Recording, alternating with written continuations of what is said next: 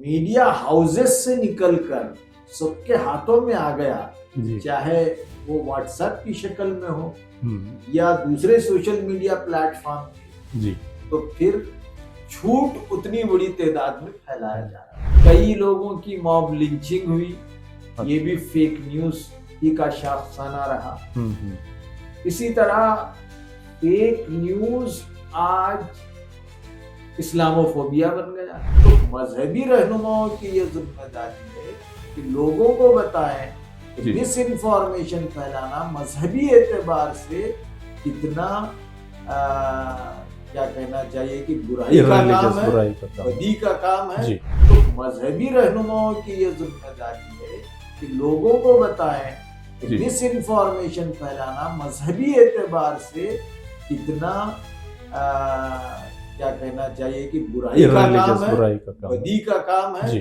नाजरीन आदाब, अस्सलाम वालेकुम रहमतुल्लाहि व बरकातुहू। अल-बलाग के पॉडकास्ट मुलाकात में आप तमाम का खैर मकदम है। आज हम एक बहुत ही अहम मौजू पर गुफ्तगू करने के लिए जमा हुए हैं। आज हमारे दरमियान मेहमान खुसूसी के तौर पर जनाब सैयद तनवीर अहमद साहब मौजूद हैं, जो रेडियंस वीकली और इंडिया टुमारो न्यूज़ पोर्टल के सेक्रेटरी हैं। आज हमारा जो मौजू है वो है miss information and fake news. इस मौजू के तहत आइए हम जनाब सैयद तनवीर अहमद साहब से गुफ्तगू का आगाज़ करते हैं। सबसे पहले आपका इस प्रोग्राम में इस्तकबाल है। शुक्रिया। तो सबसे पहला मेरा सवाल ये है कि क्या फेक न्यूज़, मिस इन्फॉर्मेशन, अफवाहें ये ऐसी एक समाजी मसला है जिसको हम एड्रेस करना चाहिए? जब से इंसानी तमद्दुन वजूद में आया है, जब से ये मसला भी उठा है। ये मसला नया नहीं है जी। ये मसला एथेंस की पुरानी तहजीब में भी था जी, मदीना में भी था और आज के इस दौर में भी है। अच्छा। मिस इन्फॉर्मेशन और फेक न्यूज़, ये दोनों बड़े एज ओल्ड फिनोमेनन है। अच्छा। और ये दोनों फिनोमेनन, मिस इन्फॉर्मेशन ने, फेक न्यूज़ ने हमेशा समाज में बड़ी बड़ी जंगें करवाई। अच्छा। अगर आप बड़ी जंगें वर्ल्ड वॉर 1 एंड 2 का भी एनालाइज करेंगे, तो वहां भी कहीं ना कहीं आपको मिस इन्फॉर्मेशन और फेक न्यूज का पार्ट और हिस्सा मिलेगा। अच्छा, one of the reason, prime reason. बिल्कुल। जापान पे जो अटैक हुआ जी, उसमें भी कहीं ना कहीं आपको फेक इंफॉर्मेशन, मिस इंफॉर्मेशन जी का कुछ ना कुछ हिस्सा या कंटेंट जरूर आपको मिलेगा। हमारे मुल्क में मिस इन्फॉर्मेशन, फेक न्यूज के आए दिन वाकयात होते हैं जी। हमारी इस मौजूदा लेटेस्ट हिस्ट्री में जो सबसे भयानक किस्म का वाकया फेक न्यूज की वजह से पेश आया या मिस इन्फॉर्मेशन की वजह से पेश आया जी, वो गुजरात कारनेज। अच्छा। इसके अलावा आप देखते हैं कि फेक न्यूज के जरिए क्या क्या हुआ। कभी गणेश जी ने दूध पिया, कभी किसी को मार दिया। ये सारी मिस इन्फॉर्मेशन और फेक न्यूज। अच्छा। कई लोगों की मॉब लिंचिंग हुई। अच्छा। ये भी फेक न्यूज ही का शाफसाना रहा। इसी तरह फेक न्यूज आज इस्लामोफोबिया बन गया जी। दरअसल वही है, वही मुसलमानों के खिलाफ जी, माइनॉरिटीज के खिलाफ जी। ये फेक न्यूज और मिस इन्फॉर्मेशन की झलकियां हैं, वरना इस पर तो किताबें लिखी गई हैं। तो बुनियादी तौर पर जो भी अहम मसाइल, झगड़े, फसादात, जंगें जो माशरे में हम देखे हैं, तो उसकी कहीं ना कहीं बुनियाद ये फेक न्यूज़ या मिस इन्फॉर्मेशन रही है। बिल्कुल सही। अच्छा, तो जब इसकी इतनी संगीनी है, तो इसको लेकर के हमारे समाज का जो माहौल है उसमें अगर हम देखेंगे, और ये जो कंटिन्यूसली इवॉल्व हो रहा है आज के दौर में, अगर हम इसको देखेंगे टेक्नोलॉजिकली इवॉल्व हो रहा है, तो जो मीडियम्स ऑफ मिस इन्फॉर्मेशन है, जो पहले अफराद तक महदूद रहते थे या कुछ लोगों तक महदूद रहते थे, आपस में चहमोगियाँ होती थी, लेकिन आज सोशल मीडिया के एवोल्यूशन के बाद, मीडिया के एवोल्यूशन के बाद, ये इंटरनेट के एवोल्यूशन के बाद, इसको हम किस तरह देखते हैं और कौन से मीडियम से जहाँ से मिस इन्फॉर्मेशन फैल रही है बेसिकली? देखिए, एक चीज है आज के दौर में जी, उसका नाम है 21st century learning skills. Okay. उन स्किल्स में दो स्किल्स का ताल्लुक मीडिया से, मीडिया से। ओके। एक इंफॉर्मेशन और दूसरा इंफॉर्मेशन टेक्नोलॉजी। अच्छा।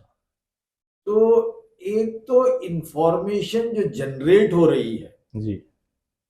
उसमें मिस इंफॉर्मेशन का बहुत बड़ा हिस्सा है। हम्म। खुद इंफॉर्मेशन जो जनरेट हो रही है उसमें फॉल्स शामिल है, जी, झूठ झूठ शामिल शामिल है। है। जी। ओके, बुनियाद में गलतियां हो रही हैं। जी। उसके बाद उस कंटेंट को शेयर करने के लिए भी टेक्नोलॉजी का इस्तेमाल हो रहा है। जी।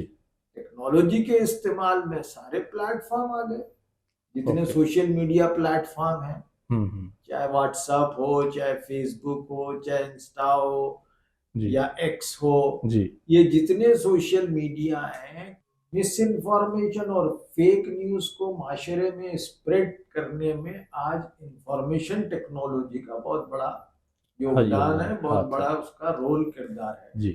कभी ये किरदार दूसरे मीडिया के जो दूसरे टूल्स हैं, प्रोडक्ट्स हैं, जी। वो क्या करते थे। अखबारात हैं, जी। रेडियो है, टीवी है, जी। तो ये सब थे। लेकिन होता ये था, ये जो मीडिया आउटलेट थे माजी में, जी।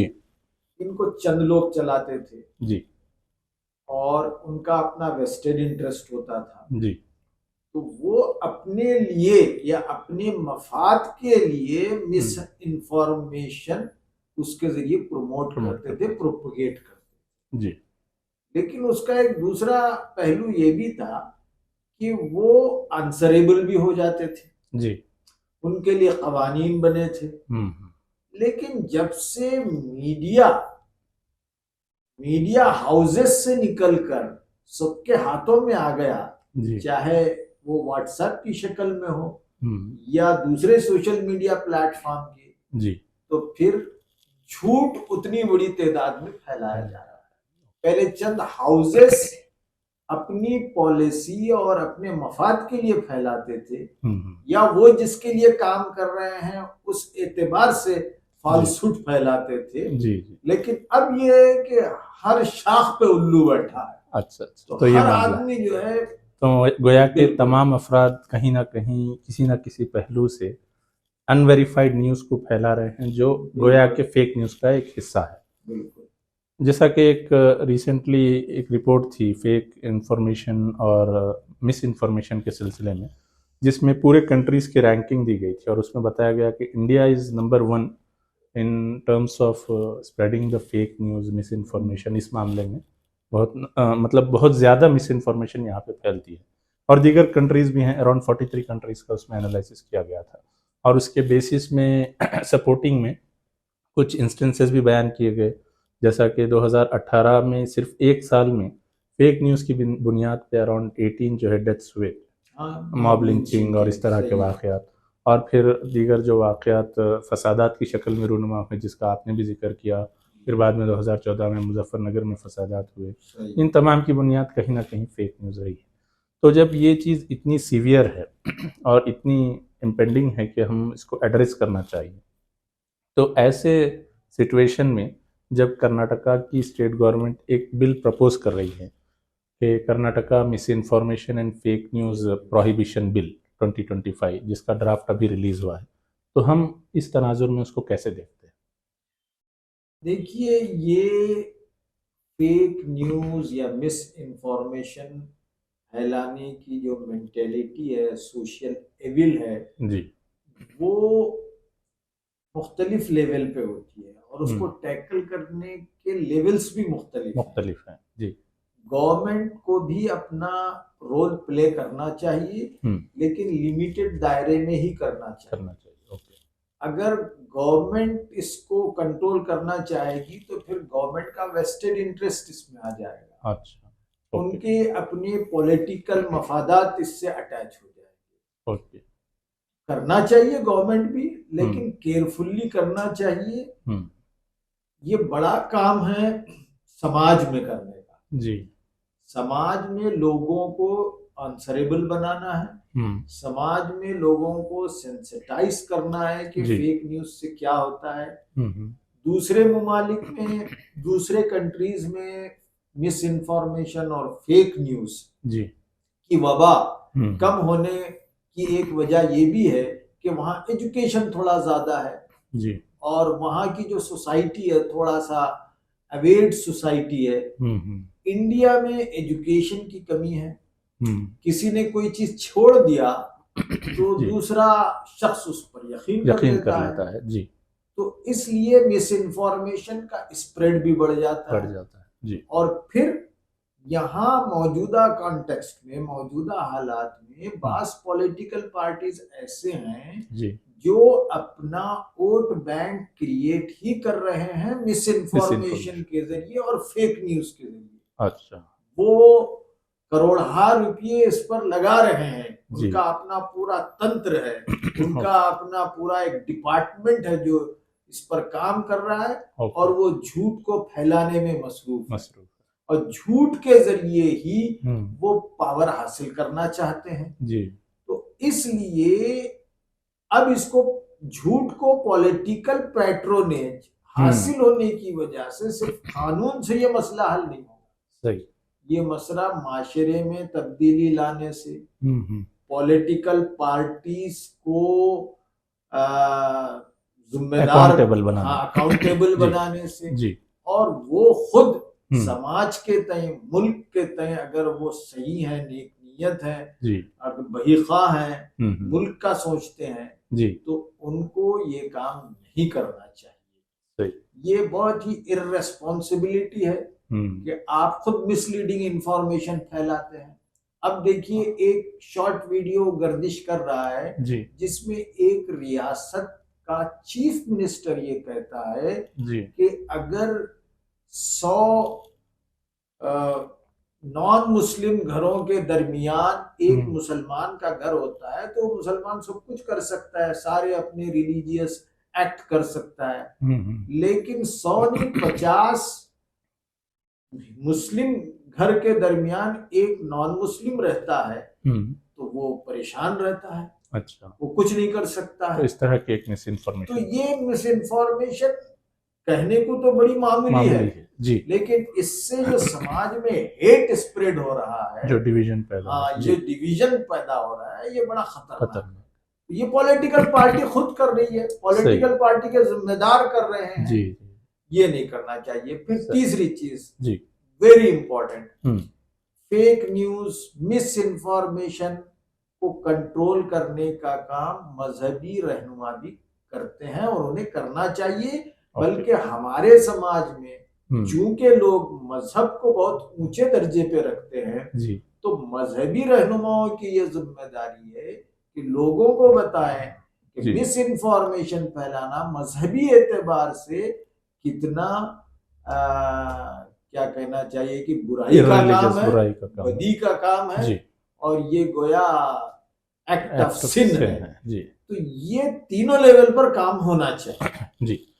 तो जैसा कि आपने कहा कि ज़्यादातर मिस इन्फॉर्मेशन जो प्रोपेगेंडा की शक्ल ले रही है उसमें बहुत ज़्यादा इंटरेस्ट पॉलिटिकल पार्टीज़ का होता है और हमने ये बाखूबी इसको एक्सपीरियंस किया है मुख्तलिफ इलेक्शंस के मौक़ों पे। अभी 2014 के इलेक्शंस की बात लेंगे तो उस वक्त रूलिंग पार्टी कांग्रेस थी, अपोजिशन बीजेपी थी और अपोजिशन के बड़े लीडर राहुल गांधी के बारे में ये प्रोपेगेंडा ये किया गया कि उन्होंने ये बयान दिया है कि हम मशीन ऐसी बनाएंगे कि एक जगह से आलू डालेंगे और दूसरी जगह से सोना निकलेगा। तो पढ़ा लिखा तबका, आईटी बैकग्राउंड का तबका, जिसको हम एजुकेटेड तबका कहते हैं, वो तबका तक भी इस फेक न्यूज़ का शिकार हो गया और ये मानने पर तैयार हो गया कि ये गोया के राहुल गांधी खुद कह रहे हैं और उनको पप्पू का लक़ब इस तरह से उस टाइम पे दिया गया। इस तरह के बहुत सारे वाक़यात फिर मुख्तलिफ मौक़ों पर होते रहे हैं और आज भी होते आ रहे हैं। तो इस तनाजुर में अगर हम देखेंगे और इसकी जो सीवियरिटी है इसका अंदाज़ा करेंगे और जो अभी बिल कर्नाटका गवर्नमेंट पेश कर रही है और जो अभी बिल कर्नाटका गवर्नमेंट पेश कर रही है उसको अगर हम नज़र दौड़ाएंगे तो जो पेनल्टी क्लॉजेस उसमें बताए गए हैं 2 साल से लेकर 7 साल तक की सज़ा है मिस इन्फॉर्मेशन फैलाने के मामले में और penalties up to 10 lakh rupees हैं, जो कि दीगर क्लॉजेस या फिर दीगर जो क़वानीन हमारे दरमियान मौजूद है जिसमें डिफेमेशन के केसेस हैं या इस तरह के केसेस हैं उसमें भी इतनी बड़ी पेनाल्टीज या इतनी बड़ी ये कह सकते हैं कि सजाएं जो है मौजूद नहीं है। तो इसको हम कैसे देखते हैं? देखिए, इसके दो तीन डायमेंशंस हैं जी। एक डायमेंशन तो ये है कि एक दायरे में किसी भी फर्द को फ्रीडम ऑफ एक्सप्रेशन होना चाहिए जी। और उसकी तायीद इस्लाम भी करता है, सही। हम भी करते हैं। जी। फ्रीडम ऑफ एक्सप्रेशन एक है, हम्म। लेकिन फ्रीडम ऑफ एक्सप्रेशन का मतलब ये नहीं होता है कि वो आपकी पर्सनल लाइफ में झांके जी। और आपके ताल्लुक से या सामने वाले के ताल्लुक से गलत बयानी करे, मिस इन्फॉर्मेशन फैलाए जी। और उसके का कैरेक्टर असासिनेशन करे जी। और उसके जान को थ्रेट पहुंचाए पहुंचे। या माल को थ्रेट पहुंचाए। तो ये एक बुनियादी स्टैंडर्ड गोया उसूल है जी। फ्रीडम ऑफ स्पीच या Expression, freedom freedom of- of expression को इस्तेमाल करने का। जी। ये इनका ख्याल करते हुए आप करें। जी। तो जैसा कि मैंने अभी कहा था और एक बार मैं रिपीट करूंगा कि समाज के लेवल पर लोगों को सेंसिटाइज करना होगा, लोगों को लॉजिकल थिंकिंग की तरफ रागिब करना होगा। जी। और आज हमारे एजुकेशन सिस्टम में इसको भी शामिल किया गया है कि लॉजिकल थिंकिंग करें। जी। साइंटिफिक टेम्पर पैदा करने की बात कही गई है न्यू जी। एजुकेशन पॉलिसी में। जी। वो यही है। अभी आपने जो मिसाल दी, जी। अगर हम पढ़ लिख रहे हैं, डिग्री आ गई है, जी। लेकिन बात को नहीं समझ रहे हैं और जी। मिस इन्फॉर्मेशन को ले रहे हैं, ओके, जैसा कुछ चंद दिनों पहले हमने देखा कि एक मूर्ति दूध पी रही है, जी।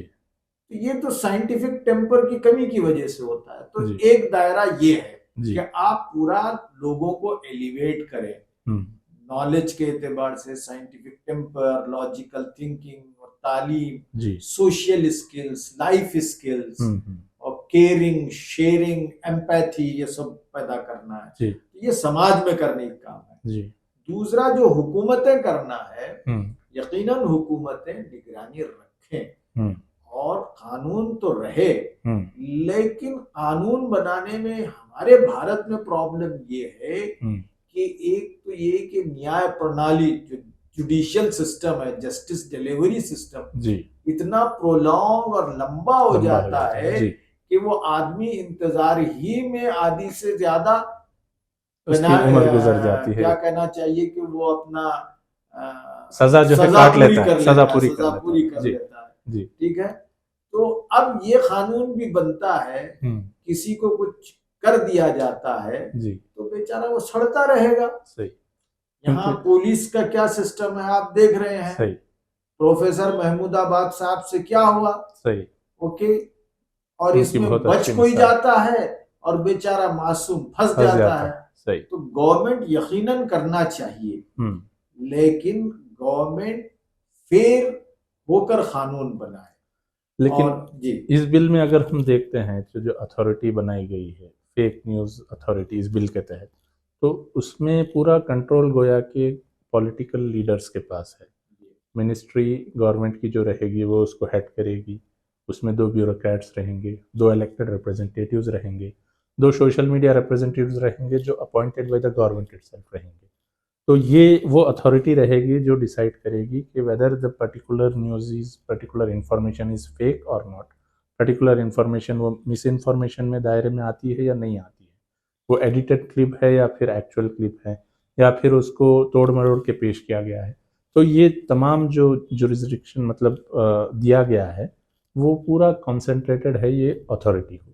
और जब ये अथॉरिटी के लोग जो बिलुमुम इस तरह की चीज़ें फैलाते रहते हैं, जब उन्हीं को ये पावर दिया जाए तो हम इस सिलसिले में फ्रीडम ऑफ एक्सप्रेशन का जो मामला है, जो आर्टिकल 19(1) हमारे दिया गया है, सिटीजन्स शहरियों को दिया गया है, तो उस तनाजुर में देखेंगे तो हम इसको कहाँ तक एक जस्टिस का और पावर का बैलेंस हम उसको समझ सकते हैं और कहाँ तक ये हमारे राइट्स को जो है इन्फिल्ट्रेट करने का मामला नज़र आता है। देखिए, ये जो हमारा पर्टिकुलर आप जो बिल बता रहे हैं स्टेट गवर्नमेंट का, कर्नाटका स्टेट गवर्नमेंट, जी, अगर उसको एनालाइज करें, एलिवेट करें, हम्म, तो उसके रूट में कहीं ना कहीं आपको लगेगा कि ये पॉलिटिकली अपने मुखालिफिन को जकड़ने, उन्हें ओके, सजा देने हम्म, और उन्हें बुक करने की तमाम कोशिश है।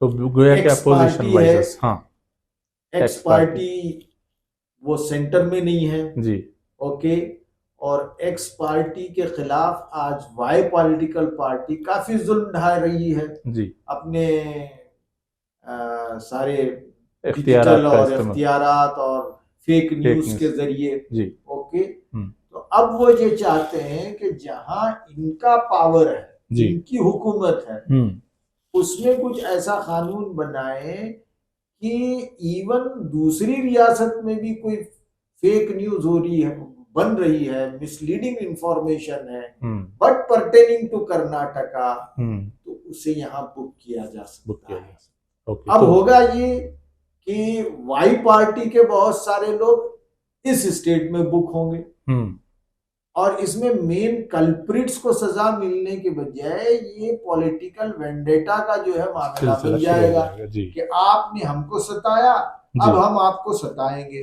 अच्छा, बदला लेंगे। अच्छा। तो ये इसके पीछे हमें नजर आता है। तो जैसा कि आपने बताया कि अभी ऐसा गोया नज़र आ रहा है कि इस बिल के मकसद, पसे पर्दा या फिर इसके जो मकासिद हैं, वो गोया असल इशू को एड्रेस करना नहीं है, बल्कि पॉलिटिकल वेंडेटा जो है उसको जो है ये करना है। क्योंकि अगर अगर अगर असल मसला अगर हम देखेंगे तो सबसे ज़्यादा वल्नरेबल जो है वो मुस्लिम कम्युनिटी है, सबसे ज़्यादा वल्नरेबल जो है फेक न्यूज़ में वो माइनॉरिटीज़ हैं, वो दलित हैं। इस्लामोफोबिया जिस तेज़ी के साथ फैलाया जा रहा है, मुसलमान उसका बड़ी तेज़ी से शिकार होते हैं और उस वजह से हिंदू मुस्लिम डिवाइड पैदा होता है। तो ये जो अहम मसाइल हैं इसको एड्रेस करे बगैर अगर हम बिल का परव्यू भी देखेंगे, उसको और थोड़ा एनलार्ज किया गया है। बिल का नाम तो miss information and fake news prohibition bill कहा गया है, लेकिन उसके परव्यू में कुछ इस तरह की चीज़ें भी शामिल की गई है कि वो ऑब्सोनिटी को भी सेंसर करेगी, वो सनातन सिंबल्स को भी करेगी, ह्यूमन क्राइम को भी करेगी, फेमिनिज्म के अगेंस्ट भी कोई बात आएगी उसको भी करेगी। तो इसको आप कहाँ तक देखते हैं? क्या वो अपने मकसद से डाइल्यूट होकर बिल्कुल एक वेग अंदाज में वो बिल बनाई जा रही है, या बिल में जो जिन क्राइम्स का जिक्र किया गया है, जी, हम समझते हैं कि वो रीजनेबल है, जी, लेकिन उसमें ऐसा लगता है कि बहुत सिलेक्टिव होकर लिखा गया है। जी, जैसा कि आपने कहा कि माइनॉरिटीज वल्नरेबल है, सही, ठीक है, जब माइनॉरिटी बात करते हैं तो माइनॉरिटी बोलते हैं कि वो वल्नरेबल है। जी, जब कोई कांग्रेसमैन बात करता है तो वो कहता है कि सबसे ज्यादा मिस इन्फॉर्मेशन और फेक न्यूज कांग्रेस पार्टी के मुताल्लिक फैलाई जा रही है। जी, okay, to the some extent ये करेक्ट है। करेक्ट है, जी, इसी तरह आप दलित इंटेलेक्चुअल से पूछेंगे तो दलित इंटेलेक्चुअल ये कहेगा कि सबसे ज्यादा मिस इन्फॉर्मेशन फेक न्यूज तो दलितों के ताल्लुक से फैलाई जा रही है। जी, आदिवासी ट्राइबल एरिया में चले जाएंगे तो वो ये कहेंगे, कम्युनिस्ट बोलेंगे कि भाई हमारे मुताल्लिक कही जा रही है। तो ऐसा नहीं कि किसी एक ग्रुप या एक रिलीजन के खिलाफ ऐसा हो रहा है, जी, ओके, इसमें तो बहुत सारे ग्रुप शामिल हैं और हम ऐसे तमाम वल्नरेबल ग्रुप के साथ खड़े हुए हैं। जी, अब बात ये कि इसमें सेलेक्टिवली बास क्राइम्स को बहुत ज्यादा हाईलाइट किया गया, लेकिन दूसरे क्राइम भी उसके परव्यू में आ जाते हैं। अब इसमें एक जो थोड़ी सी ऑब्जेक्शनेबल चीज है, उसमें उन्होंने बाकायदा कहा कि सनातन धर्म और सनातन धर्म के सिंबल्स, आइकॉन्स को अगर कोई डिस्टॉर्ट करता है या उसके ताल्लुक से मिस इन्फॉर्मेशन फैलाता है तो उसको भी बुक किया जाएगा। तो हमारा इस पर यह कहना है कि वाई ओनली सनातन धर्म को आप इतना स्टीम्ड करार दे रहे हैं, इतना मुअज़्ज़ज़ करार दे रहे हैं? बिल्कुल हर मजहब जो है इस मामले में इक्वल है और हमारे पास कॉन्स्टिट्यूशनली तमाम मजाहिब बराबर हैं। तो आप सनातन को मेंशन करके ऐसा महसूस होता है कि आप एक कॉन्स्टिट्यूएंसी को अपने फेवर में करना चाहते हैं। तो कहीं ना कहीं इसमें भी कुछ पॉलिटिक्स नजर आती है। तो वैसा ना करे गवर्नमेंट, कहे कि तमाम मज़ाहिब के ताल्लुक से मिस इन्फॉर्मेशन फैलाने पर नोटिस ली जाएगी। और सबसे ज्यादा मिस इन्फॉर्मेशन इंडिया में तो जैसा कि आपने कहा इस्लाम के ताल्लुक से फैलाई जा रही है जी, तो इसका भी नोटिस लेना चाहिए सही। और उसको भी डिस्टॉर्ट नहीं करना चाहिए। और हम तो ये बिलीफ को मानने वाले हैं कि इस्लाम ही नहीं किसी भी मजहब के आइकॉन्स को डिस्टॉर्ट नहीं करना चाहिए, उनके ताल्लुक से मिस इन्फॉर्मेशन फैलाना नहीं चाहिए। अगर सनातन के ताल्लुक से फैलाया जा रहा है तो वो भी गलत है, अगर क्रिश्चियनिटी के ताल्लुक से फैलाया जा रहा है तो वो भी गलत है, बिल्कुल इसी तरह इस्लाम के ताल्लुक से भी गलत है।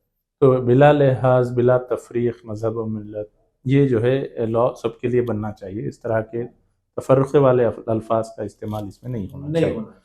ठीक है, आगे बढ़ते हुए इसमें बिल को एक तरफ रखते हुए हम दूसरे दायरे को देखेंगे जो समाज का दायरा है, या फिर जो खुद सोशल मीडिया के जो चलाने वाले लोग हैं, या फिर सोशल मीडिया के जो कंपनीज हैं, उन पर ये जिम्मेदारी कहाँ तक आयद होती है और वो उस सिलसिले में जो कोशिशें अब तक करते आ रहे हैं। जिस तरह एक्स में हम देखते हैं कि वो कुछ मिस इन्फॉर्मेशन है, फॉल्स न्यूज़ है तो उसको फ्लैग करता है, वो वहाँ पे एक correct narration based on the feedback from viewers वहाँ पे लिखता है।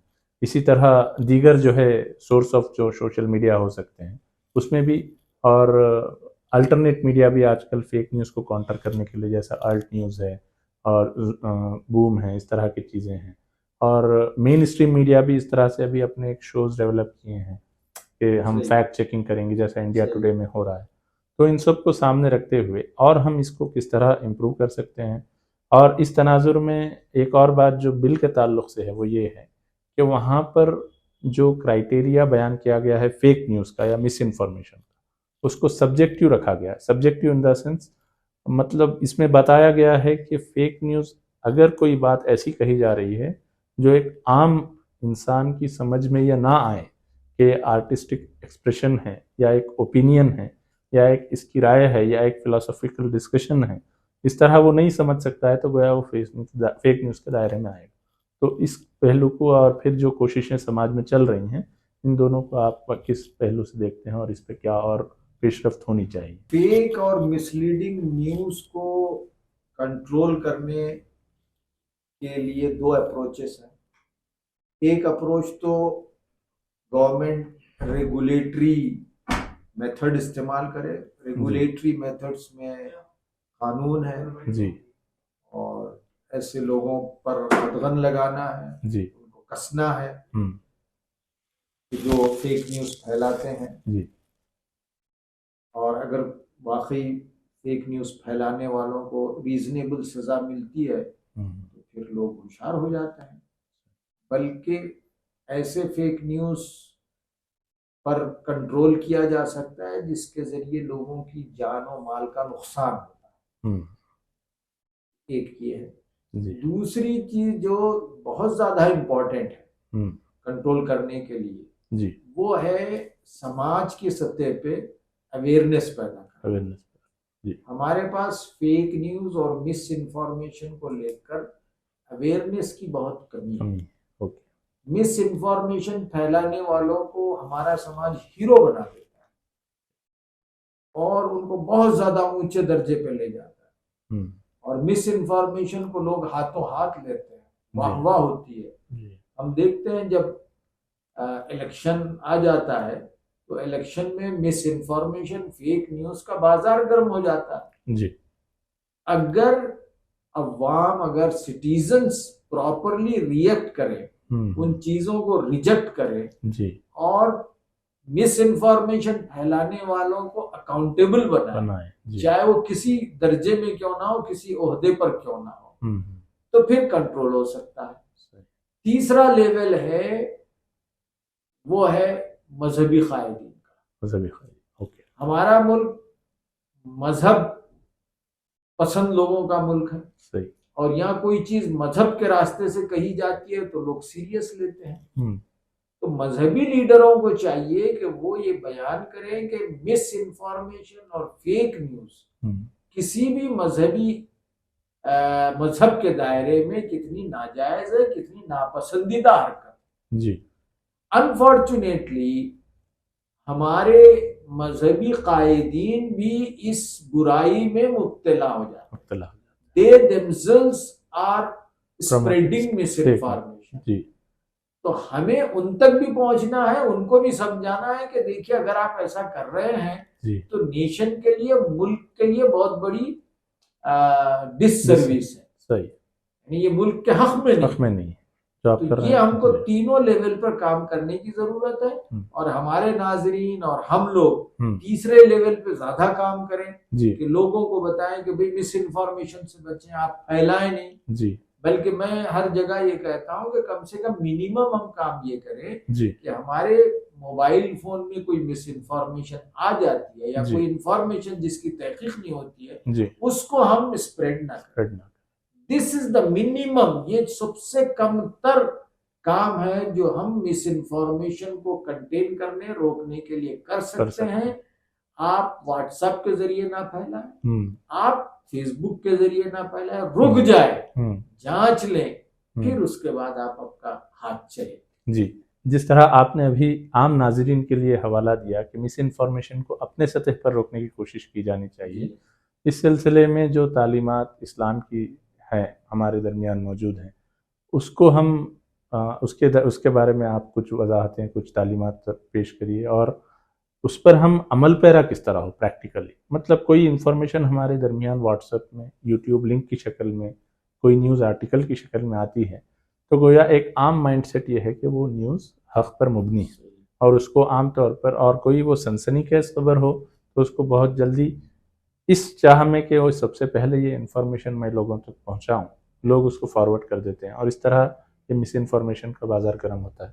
तो इस चीज़ को सामने रखते हुए और जो कुरानी हिदायत, नबवी हिदायत सल्लल्लाहु अलैहि वसल्लम हमारे सामने हैं, आप हमारे नाज़रीन की रहनुमाई फरमाएं कि हम इसको कंट्रोल करने क्या कर सकते। देखिए, आपने बहुत अच्छा सवाल किया। मुसलमान का जहां तक ताल्लुक है जी, मुसलमान तो मिस इन्फॉर्मेशन फैला ही नहीं सकता जी, और ना वो फेक न्यूज फैला सकता जी। वो उस रसूल का मानने वाला है, उस रसूल पर जान निछावर कर देता है जी, उस रसूल के लिए अपनी जान कुर्बान कर देता है जिन्होंने सफा पर खड़े होकर जी, पहाड़ी पर ये अफर्मेशन लिया लोगों से जी कि क्या मैं अमीन नहीं हूं, क्या मैं सादिक नहीं हूं, सही है ना, क्या मैं सादिक नहीं हूं। सही, आप लोगों ने कहा बिल्कुल आप सच्चे हैं, हमने कभी आपसे झूठ नहीं सुना। तो ये है, अब हर मुसलमान समाज में अपनी पोजीशन इतनी एलिवेट कर ले कि वो सच का अलंबरदार बन जाए। जी, लोग उससे आके कंफर्मेशन हासिल करें कि भाई ये खबर आई है, सच है या गलत। तो एक चीज तो ये है कि हम अपने सतह पे सच्चाई के अलंबरदार, अपनी आइडेंटिटी उस तरह बनाएं। एक चीज। दूसरी चीज, कुरान मजीद सूरह हुजरात में हमसे ये मुतालिबा करता है कि कोई फेक न्यूज ना फैलाए। और जाहिरी बात है मुसलमानों के पास कुरानी हुक्म वो फर्ज का दर्जा रखता है, हराम हलाल तय होता है वहां। तो अगर हम फेक न्यूज फैला रहे हैं तो हम बहुत बड़ा काम कर रहे हैं, बहुत बड़ी गुनाह का काम कर रहे हैं, हराम काम कर रहे हैं। तो मुसलमानों को चाहिए कि वो व्हाट्सएप पे कोई चीज फॉरवर्ड कर रहे हैं तो 10 बार सोचे, क्योंकि कुरान उन्हें कहता है कि इसकी तस्दीक कर ले। तो ये दूसरा अमल है जो उन्हें करना है। मतलब तस्दीक के बगैर या वेरिफिकेशन के बगैर हमको वो न्यूज फॉरवर्ड नहीं करना चाहिए, चाहे वो कितनी भी अहम, सब चाहे वो कितनी भी अहम न्यूज हो। बिल्कुल उजलत नहीं करना चाहिए। अब ये है कि उजलत में फजर की नमाज पढ़ने से पहले देखता हूं कि लोग व्हाट्सएप शेयर करने लगते हैं, बिला तहकीक करने लगते हैं, और सनसनीखेज खबरों को जिसके ताल्लुक से तस्दीक करना मुश्किल होता है वैसी खबरें बड़ी तेजी से सर्कुलेट करने लगता है मुसलमान।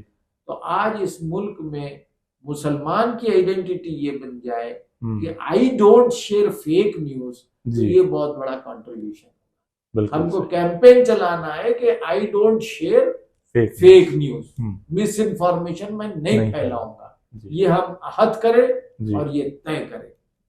कभी होता यह है कि हमारे एक गलती से पूरा फसाद खड़ा हो जाता है। सही। और ऐसा हुआ है कई जगह। सही। मिस इन्फॉर्मेशन और फेक न्यूज के जरिए फसादात रूनुमा हुए हैं, माजी में भी और हाल में भी। सही। तो ये दो अहम बातें हैं जिसको मुसलमान हमेशा ध्यान में रखना चाहिए। और काजिब के ताल्लुक से, झूठे के ताल्लुक से तो हदीस मौजूद है। सही। अल्लाह के रसूल ने कहा कि जो काजिब है वो मेरा हम में से नहीं, हम में से। सही। तो आप फेक न्यूज को फैलाते हैं और फिर भी कहते हैं कि आप मुसलमान हैं, तो ये तो डाउटफुल चीज। सही। तो आखिरी सवाल की तरफ आते हैं। जिस तरह से बताया गया कि फेक न्यूज़ और मिस इन्फॉर्मेशन का एक मामला है पूरी सोसाइटी में, जिसको सोसाइटी खुद रेगुलेट करे, इंडिविजुअल्स खुद रेगुलेट करे और गवर्नमेंट अपने तौर पे उसको रेगुलेट करने की कोशिश कर रही है। जब गवर्नमेंट के रेगुलेशन का मामला आता है तो एक और चीज़ जो हम पिछले एक दिहाई से देख रहे हैं कि ये रेगुलेशन की वजह से मामला इस हद तक पहुंच गया कि हकगोई करने के लिए भी पीछे हट रहे हैं लोग। तो इसमें हम बैलेंस किस तरह से रखें? देखिए, एक जमाना वो आएगा जी कि जिसमें सच बोलना एक जिहाद के बराबर, मुजाहिदे वाला काम जी। जिहाद तो, अकबर ये है कि जालिम बादशाह के सामने हक गोई की जाए। जी। तो आज लगता है कि ऐसी सिचुएशन आ रही है। अच्छा। कि अगर आप सच बोल रहे हैं जी तो आपको शक के दायरे में खड़ा किया। जी। ओके, तो ऐसे हालात में सच बोलना ये बहुत बड़ा काम है। और फिर उसके बाद आप सब्र करें, ये हिम्मत का काम है। आपने बिल्कुल सही कहा कि आज लोग गवाही देने के लिए नहीं आ रहे, सच की गवाही। सही। इसलिए इस्लाम में गवाही देने वाले के लिए बड़ा अजर सवाब है, उसे भी हमको आम करना चाहिए। आज मसलहत पसंदी इख्तियार कर रहे हैं लोग। लोग कहते हैं कि भाई सच बोलकर कहाँ फंसे, काहे को जाए, आंख बंद कर लेते हैं, कहते हैं कि हमने देखा ही नहीं, हालांकि उनके नजरों के सामने चीजें होती हैं। अब तो सोशल मीडिया पे भी बोलने से लोग घबरा रहे हैं। जी। बहरहाल इस पर गौर करना चाहिए। तो जज़ाकल्लाह खैर मोहतरम जनाब से तनवीर साहब। इंशाअल्लाह नाजरीन फिर अगले किसी और मौजू के साथ आपके सामने फिर से हाजिर होंगे। जब तक के लिए वास्सलाम।